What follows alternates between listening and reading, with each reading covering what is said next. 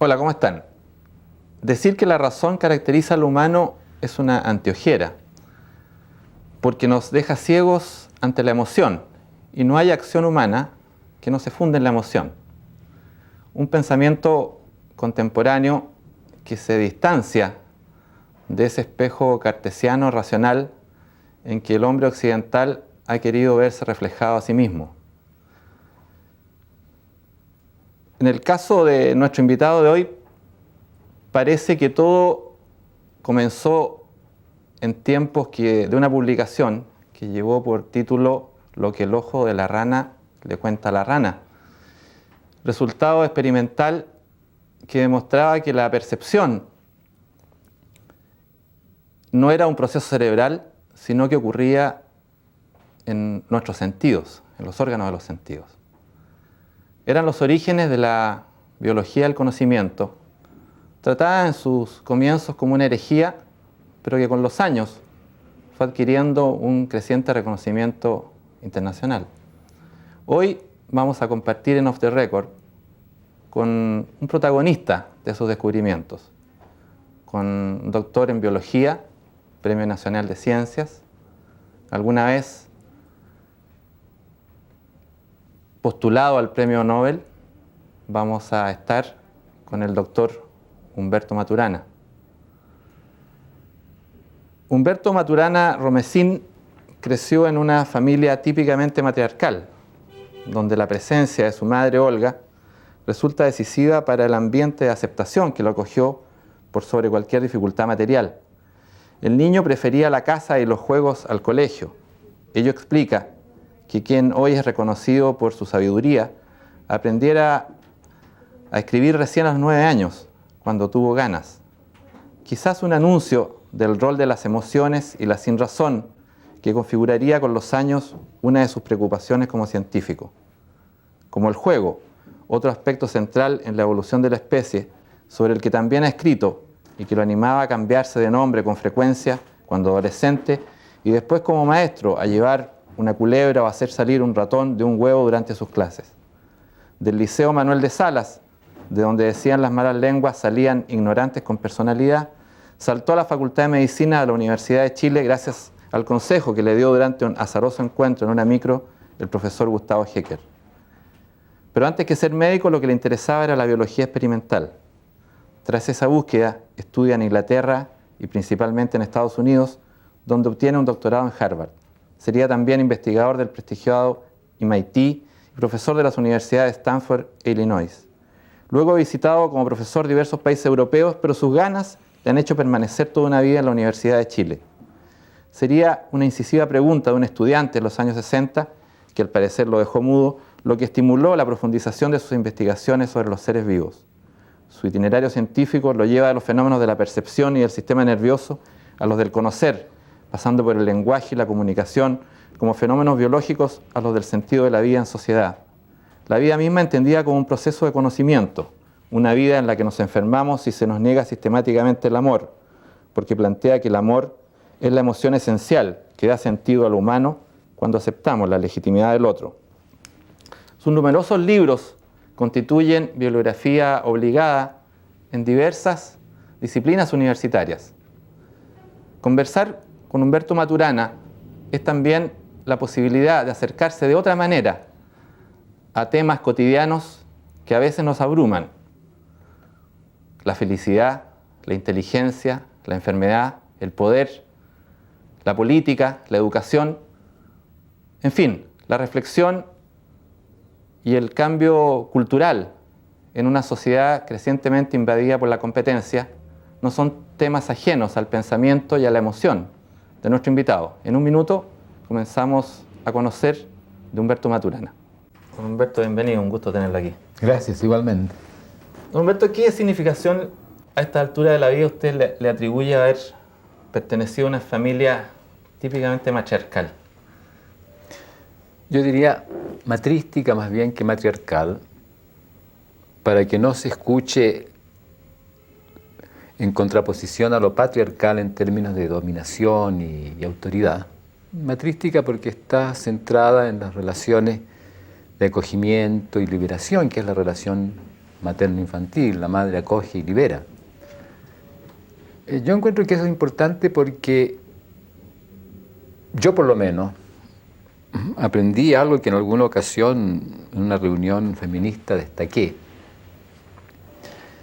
En esta reunión feminista, en la cual había una conferencia de Evelyn Keller, que es una científica, física feminista, en la cual se hablaba del rol del género en la ciencia, yo pedí la palabra y dije que yo quería decir algo y que podía decirlo porque yo había sido educado como niñita. Y había sido educado como niñita porque en mi casa había aprendido a hacer de todo, igual que una niñita. Y que eso significaba que las niñitas, las mujeres, adquieren en su vivir en el hogar una capacidad de visión sistémica que los hombres en general no adquieren. Porque tienen que preocuparse de todos los quehaceres de la casa de manera coordinada. Hay que preocuparse de la comida, del aseo, aprender a tejer, del hermano chico, la hermanita, etc.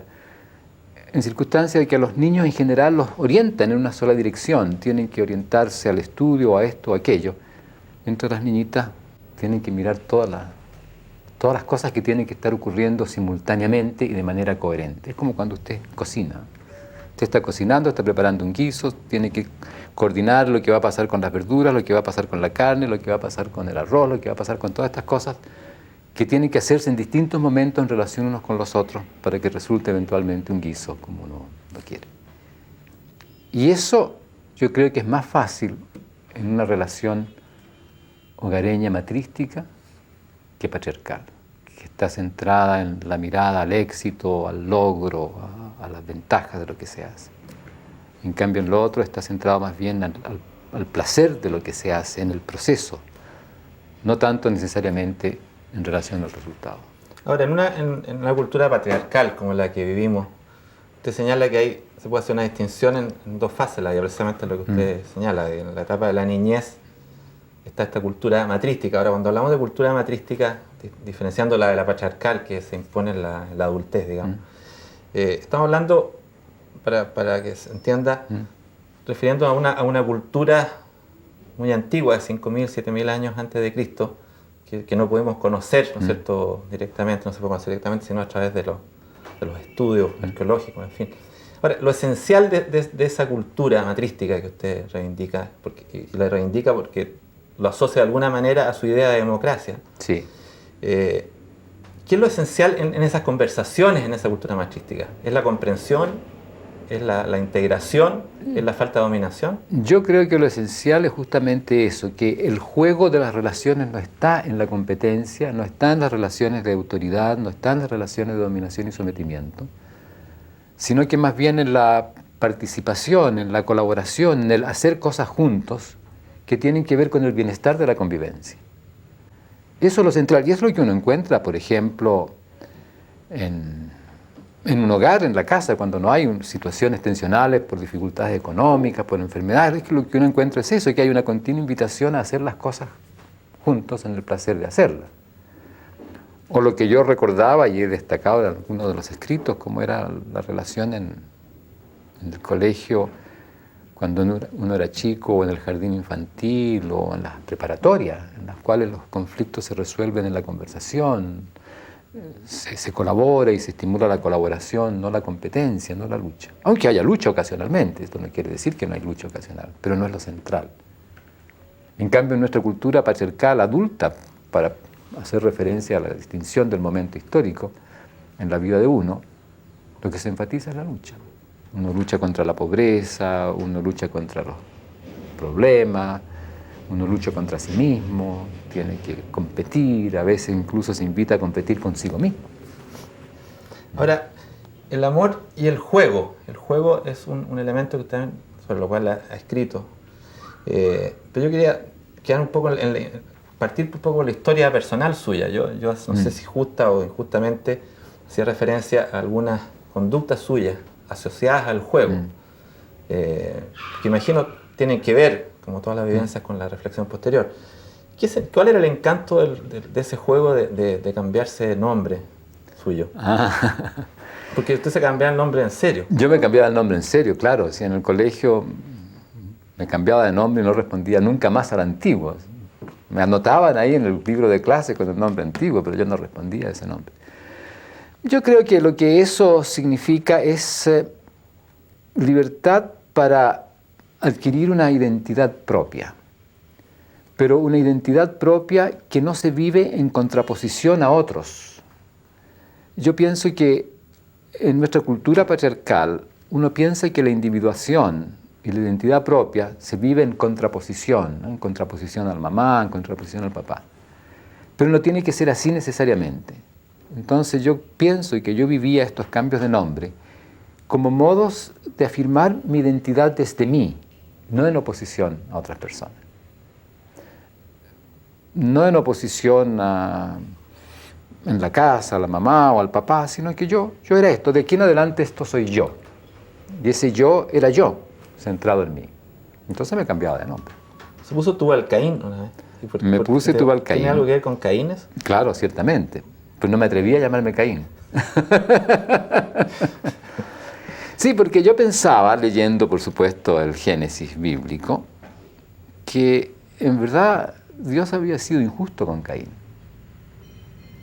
Y había sido injusto, primero porque él sabía todo lo que iba a pasar. Segundo, porque rechazaba las ofrendas de lo que Caín hacía, que era el producto de su trabajo, ¿no? Y generaba en el fondo el espacio de la envidia y del enojo contra Abel, porque Abel era preferido de Jehová. Entonces, ahí sí que tuve una identificación contraria. Yo no quería ser como Abel, yo quería ser independiente, ser yo mismo. Y como no me atrevía a ser Caín, entonces fui Tubalcaín, que es hijo de Caín. E incluso escribí una vez un ensayo para decir que en verdad Abel había matado a Caín, no Caín a Abel. Después se llamó Irigoitía cuando estudiaba medicina, ¿no? Me llamé Irigoitía cuando estuve enfermo del pulmón. Eso fue un tiempo, mucho tiempo, son 2 años que estuvo... Estuve 2 años, 1 año hospitalizado en el Hospital Salvador y 1 año en el sanatorio de Putaendo. Y entonces allí me cambié de nombre, porque no quería ser yo el enfermo, sino que era este otro personaje, este señor Irigoitía, así que inventé un nombre lo más alejado posible. Que no era tan alejado, ¿no? Porque era un nombre que sonaba así a vasco o algo por el estilo. Y después ya en los tiempos de maestro en enseñanza, hay quienes recuerdan algunas de sus clases. Yo decía esto de que llevaba la culebra, eso entiendo que tiene que ver con la adaptación del animal con su espacio natural. Pero también hizo un cuento que es más famoso, ¿eh? Un cuento de que llevó un huevo. Ratón, claro. Y todo el curso respondió que esperaba que saliera un pollo. Exactamente. Lo que pasa es que yo hacía estas cosas para evocar una reflexión. Por ejemplo, claro, llevaba culebras o animales o hacía pájaros de papel para mostrar cómo la forma del animal tenía consecuencia en cómo se movía en su entorno. Y lo que yo quería destacar era cómo es que operamos en la presunción de que las cosas operan de una cierta manera porque esa es nuestra experiencia o porque son las coherencias estructurales que normalmente encontramos.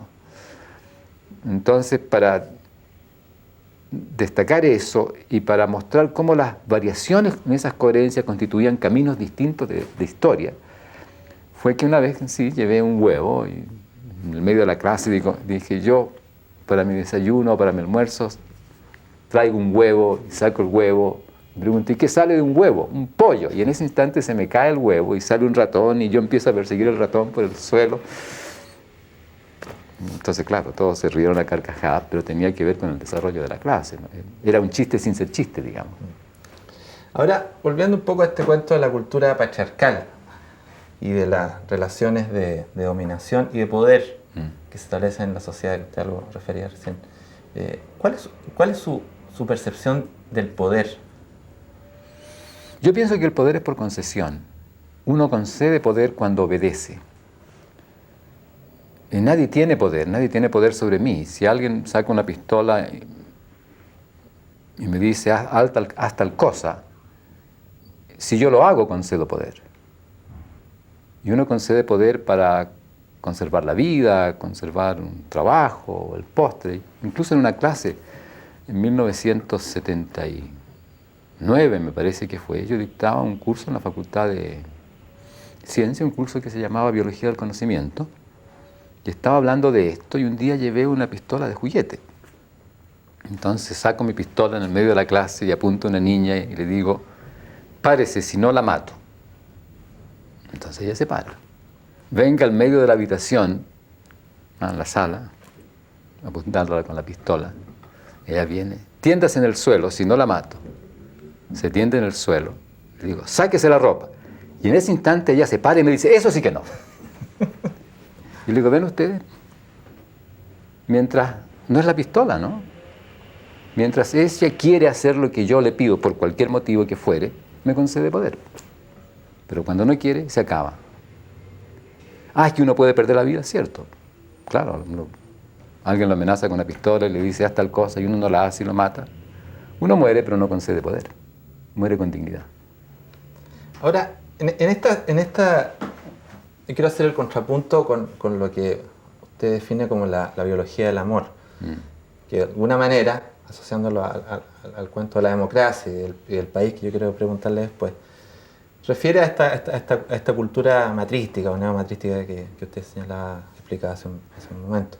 Pero estamos hablando de una sociedad donde esencialmente en los últimos tiempos, producto de la competencia, de la imposición de una ideología del mercado, esa utopía, llamémosla, de la comprensión, de las conversaciones integradoras, está muy lejana. Y hablamos mucho de las enfermedades que se producen en esta sociedad. Usted ha dicho en algún momento, ha escrito, que el 99% de las enfermedades humanas tienen que ver con esa negación del amor. Sí. ¿Cómo se produce biológicamente esa relación? Lo que ocurre es que el organismo es un sistema. Es decir, es un conjunto de elementos interconectados como una red de procesos, ¿no?, que se entrelazan unos con otros. Y cuando usted tiene un sistema, toda acción local afecta a la totalidad del sistema. Es como si usted tuviese una red tendida entre 4 palos y usted pone un peso en un punto de la red y se deforma toda la malla. Todos los huequitos de la red se deforman. Lo pone en otra parte y se deforma toda la malla de otra manera. Y eso depende, por supuesto, de la conectividad de la red. Entonces el organismo es como eso, es un sistema.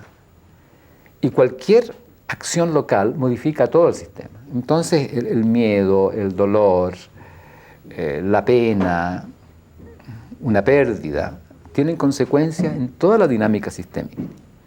Ahora, normalmente en esta dinámica sistémica todo está funcionando bien porque es coherente, y es coherente debido a la estructura del organismo.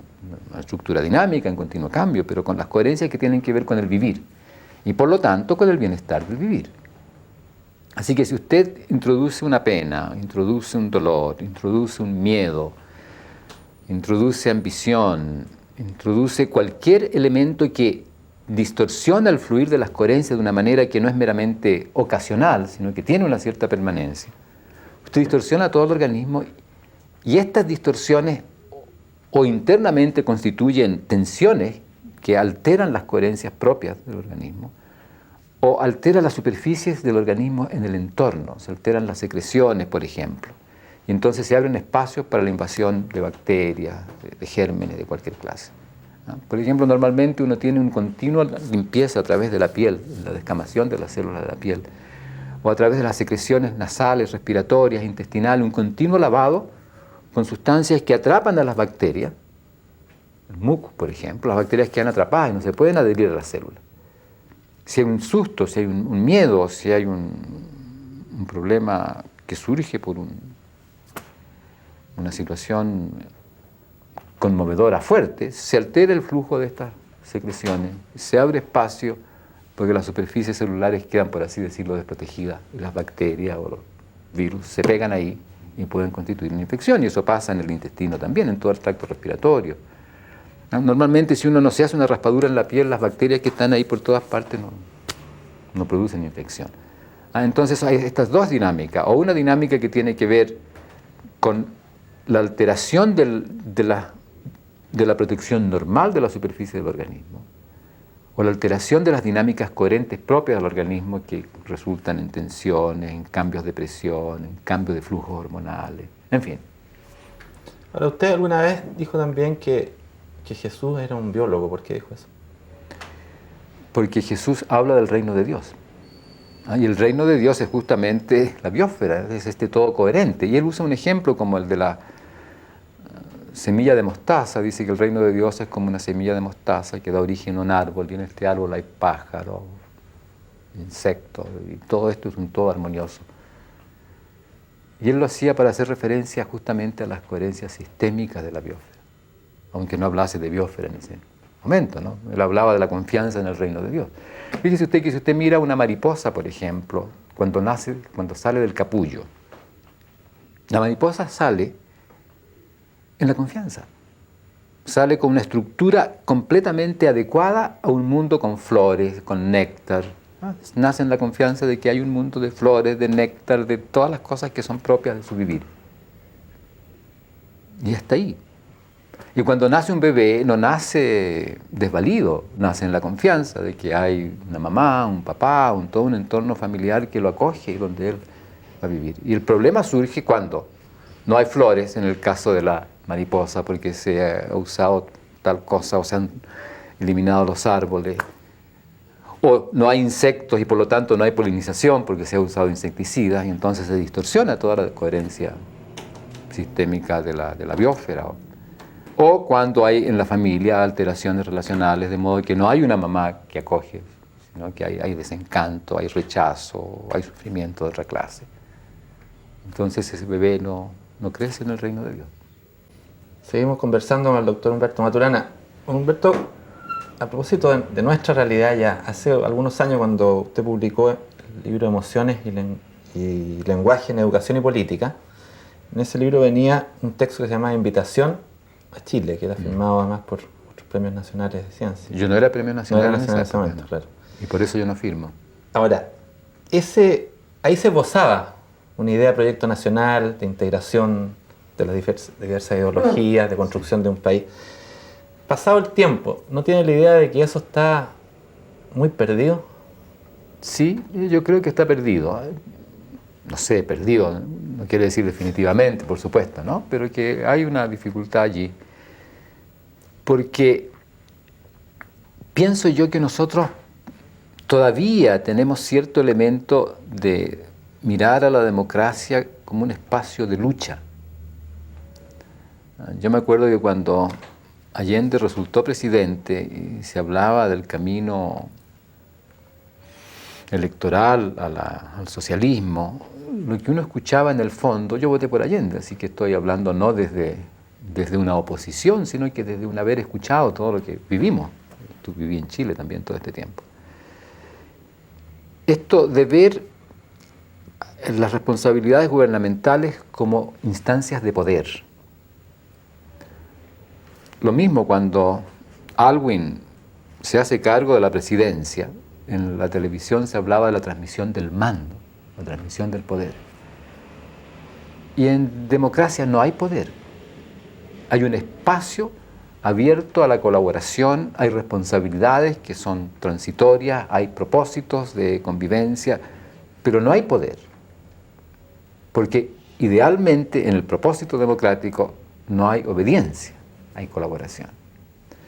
Pero si no vivimos nuestra convivencia política en esos términos, lo vivimos en términos de lucha, que es lo propio de nuestra cultura patriarcal, entonces distorsionamos la posibilidad de una conspiración porque se ven los acuerdos como concesiones, hay alianzas. En la alianza hay de alguna manera una concesión hacia el otro temporal. Y yo creo que esa es la dificultad. Es muy difícil vivir una democracia desde el discurso patriarcal en el cual lo central es el poder, la autoridad, la exigencia, cuando en democracia lo central es la conversación, la colaboración. A propósito de ese espacio y de la forma de hacer política para el poder y de las alianzas, etc., Usted ha hecho referencia en varias oportunidades a un libro de un antropólogo holandés que se llama La política chimpancé. Sí, Frans de Waal. De Waal. Sí. Ese juego de los chimpancés de dominación, de unirse para derrotar al otro, en fin, ¿es el juego político que se impone hoy día? Yo creo que no es que se impone hoy día, ese es el juego político, ¿no? Porque pertenece a una cultura de dominación y sometimiento, de alianza, de manipulación, en la cual uno lucha contra el otro, lucha contra las opiniones diversas. Se habla incluso de la oposición de los sexos. Fíjese usted qué cosa más ridícula, ¿no? Los sexos son opuestos. Cuando no son opuestos, son distintos, el sexo masculino son distintos, y forman una unidad juntos. O sea, no es la oposición lo central, sino que la disposición a hacer algo juntos, en la pareja, por ejemplo, cualquiera que sea la pareja. Entonces es nuestra cultura patriarcal la que está continuamente enfatizando las oposiciones y las luchas y las necesidades de competir y hacer alianzas transitorias cuando en realidad hay que detenerse. Pero si usted mira bien, los conflictos humanos nunca se resuelven en las alianzas, nunca se resuelven en la lucha, nunca, nunca. Se resuelven en una mesa de conversaciones en las cuales lo que efectivamente se da es el mutuo respeto y por lo tanto, aunque sea circunstancialmente, una convivencia democrática. A propósito de conversaciones, necesito preguntarle sobre la impresión que le provoca esta mesa de diálogo para enfrentar el tema traumático de los derechos humanos. Yo pienso que si esta mesa de diálogo se vive efectivamente como una mesa de conversación, a la cual uno no le pone límite, el único límite va a surgir solo cuando esté resuelto el problema, va a ser efectiva. Porque entonces la gente podrá decirlo todo y se podrán escuchar las cosas que todos sienten y desde escuchar se van a poder entender y se va a poder llegar a algún tipo de coinspiración sobre cómo salir de este conflicto tan tremendo en el cual estamos. Pero si le ponemos un límite, si decimos esta mesa de diálogo va a durar un mes, no va a pasar absolutamente nada. Si le restringimos los temas, no va a pasar absolutamente nada.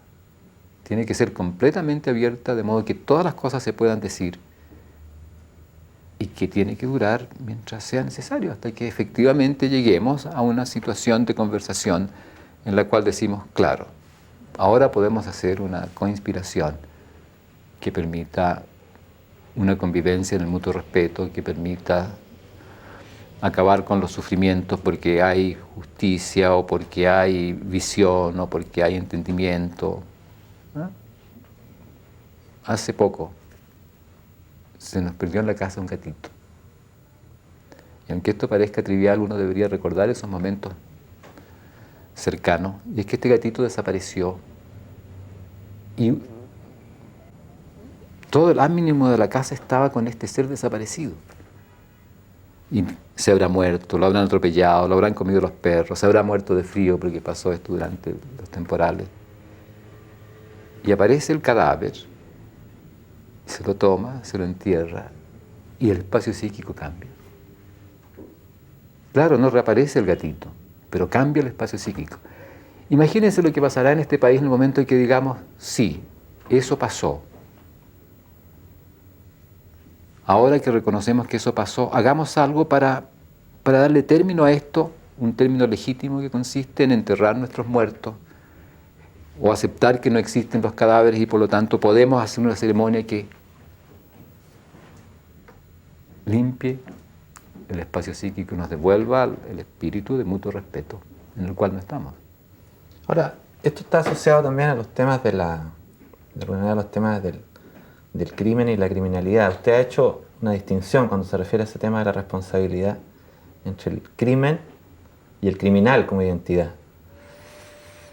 Claro, lo que yo he dicho es que en el momento en que uno se hace cargo de haber hecho lo que hizo, aunque sea un crimen, uno recupera dignidad. Uno recupera dignidad porque se dispone psíquica y fisiológica y materialmente en su relación a vivir las consecuencias de lo hecho.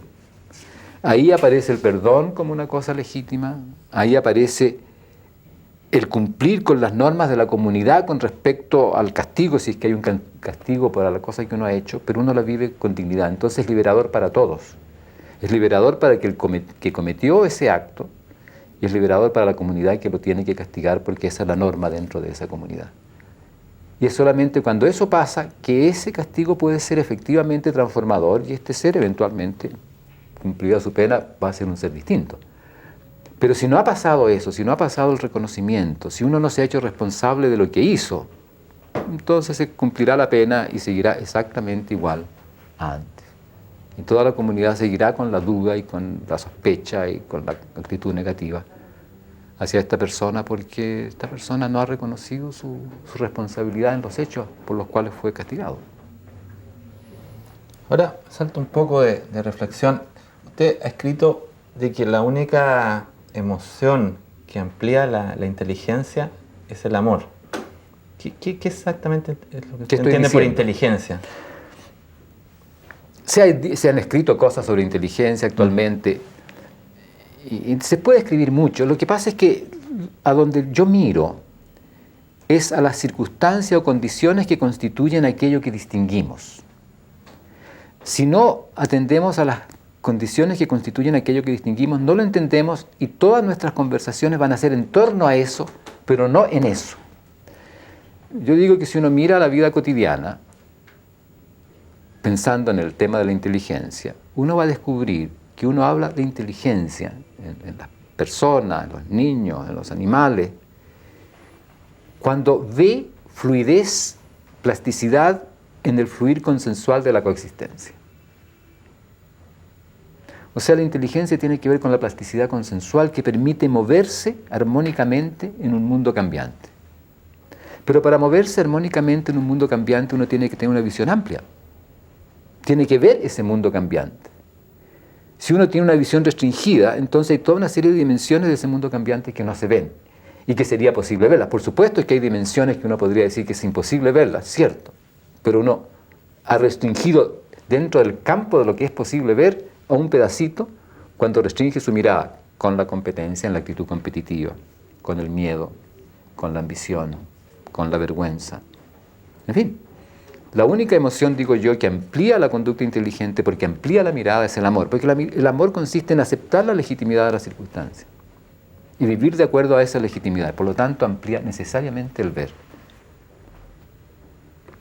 No es un acto de legitimar al otro, sino que de relacionarse con el otro de modo que éste surge en su legitimidad y por lo tanto uno lo ve.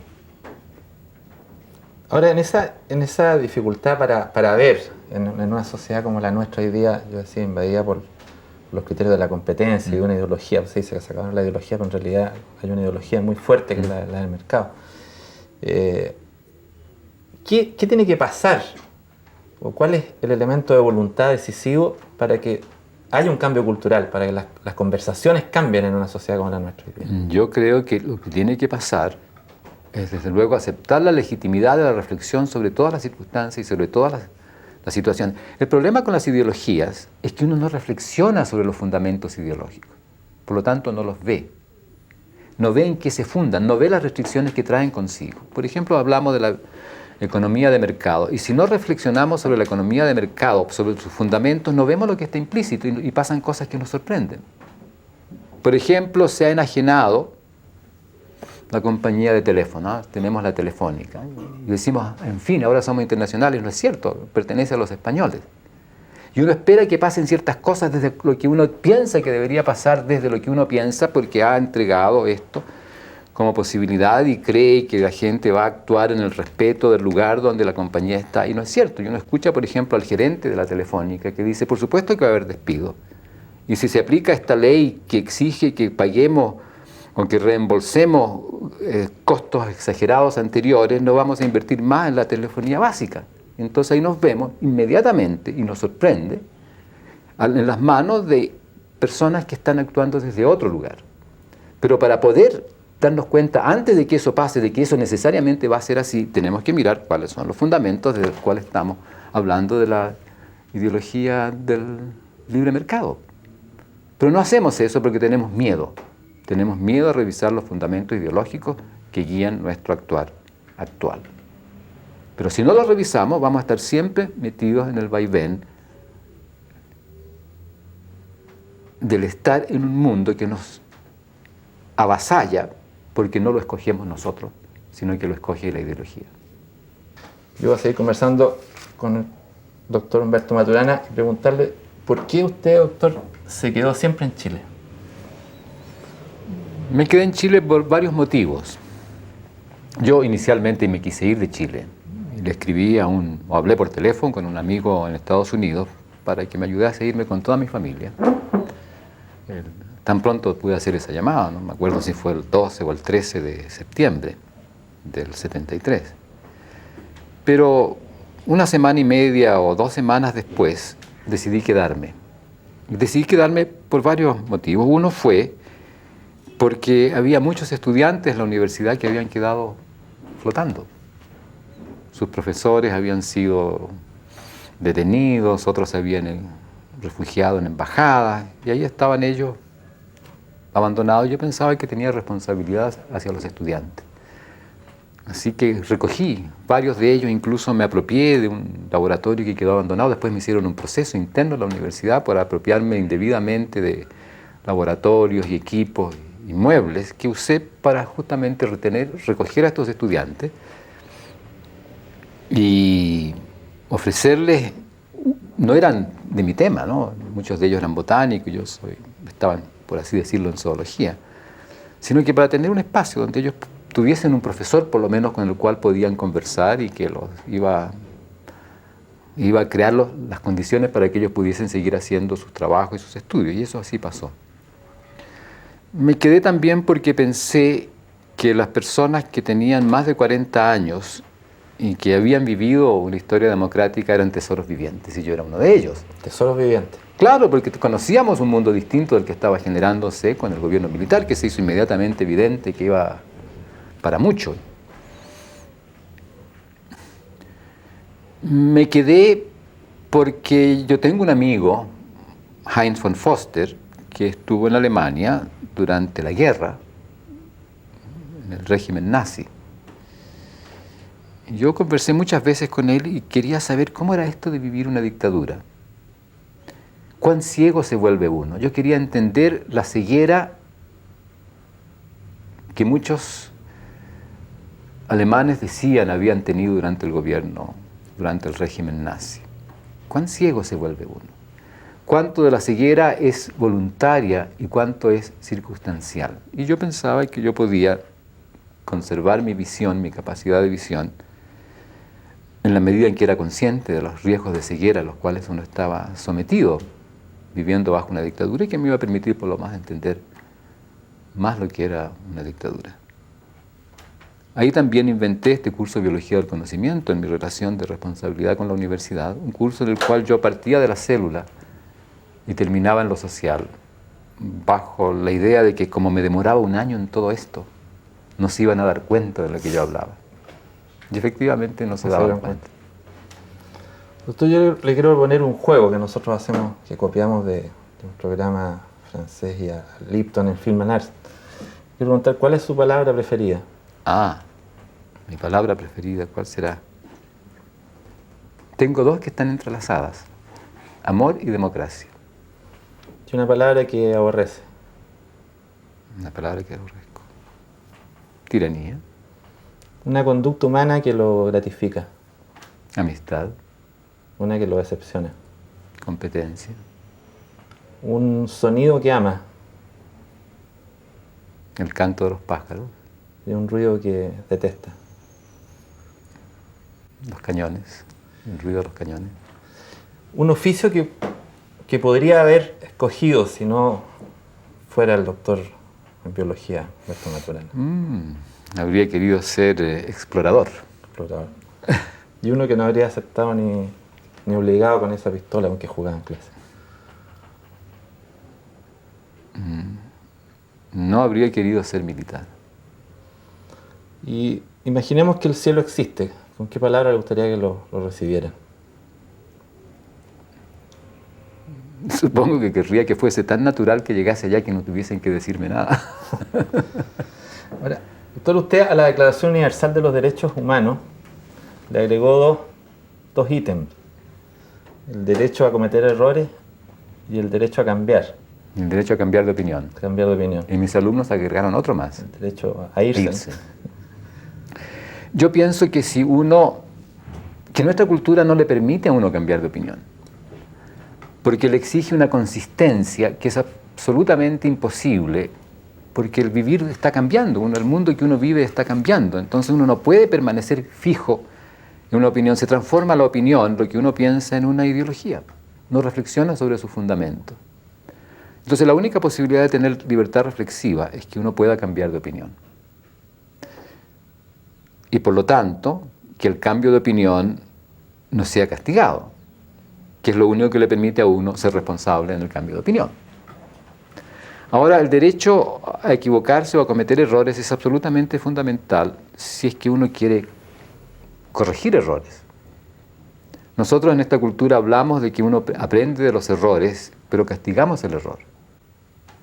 La única posibilidad de corregir errores está en que el equivocarse sea legítimo. Porque en tanto es legítimo, uno puede mirar lo que ha hecho o las cosas que están ocurriendo, pensar sobre ellas y responsablemente hacerse cargo del error cuando éste ocurre. Y el derecho a irse yo creo que es fundamental, porque si no estamos continuamente generando cárceles. Uno manda a los niños al colegio y el primer derecho que pierden es el derecho a irse. Si hay derecho a irse, uno puede irse responsablemente de donde está. Es decir por qué se quiere ir o por qué se va. Los ministros no tienen derecho a irse, nunca justifican o nunca explican por qué se van, siempre hay otras cosas, motivos de otra clase que no los tocan a ellos como personas o como seres pensantes donde están en el gobierno. Humberto, yo en la presentación suya hablaba de una pregunta que le hizo un alumno del año 60, que fue muy importante para todo este desarrollo del cual hemos tenido una sinopsis en esta conversación de hoy día.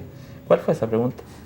¿Cómo fue? Esa pregunta, la pregunta que yo oí fue: Señor, usted dice que los seres vivos comenzaron en la Tierra hace 3.800 millones de años. ¿Qué comienza hace 3.800 millones de años, de modo que usted puede decir ahora que los seres vivos comenzaron entonces? Y esa es una pregunta muy interesante porque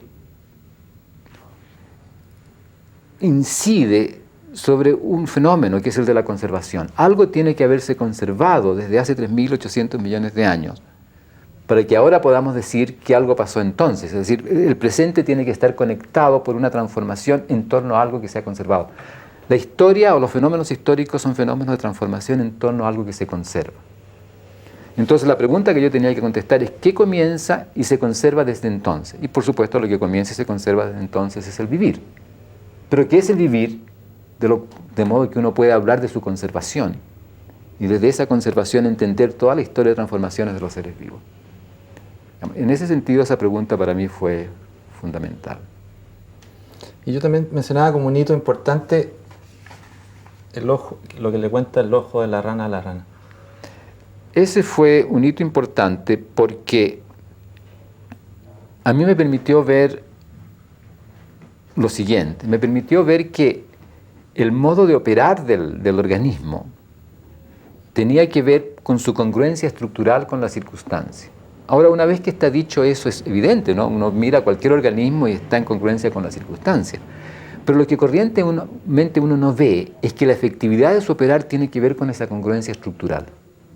Y el que uno no ve eso aparece en el discurso informacional, ¿no? El medio le manda información a uno, le da la información que uno procesa para generar la conducta adecuada. Y en ese artículo todavía nosotros hablamos de información. Yo escribí después otro que se llamaba Anatomía y Fisiología de la Visión en la Rana, en la cual ya estoy cambiando esta noción de información y estoy haciéndome cargo de lo que el trabajo efectivamente muestra, que la efectividad del operar de un organismo tiene que ver con su congruencia estructural con su circunstancia. Y lo que posteriormente viene, que es fundamental, es darse cuenta de que en la historia de los seres vivos, organismos y circunstancias van cambiando juntos de manera coherente. Y por eso es que nos encontramos con las coherencias ecológicas. En el prólogo de un muy leído libro del profesor Maturana, El sentido del humano, Simanisis dice Humberto Maturana no es un alquimista, pero quien se disponga a escucharlo experimentará una transmutación, no como un acto de magia, sino como una simple muestra de cómo es posible ver algo de otra manera, atando cabos, tomando las notas necesarias. Yo pienso que con esta conversación algo de eso ha pasado. Gracias, Humberto. Muchas gracias. Hasta una próxima. Muchas gracias. Encantado, gracias. Y a ustedes los esperamos en una próxima emisión de Off the Record, ojalá, con un personaje tan interesante como el doctor Humberto Maturana. Buenas noches.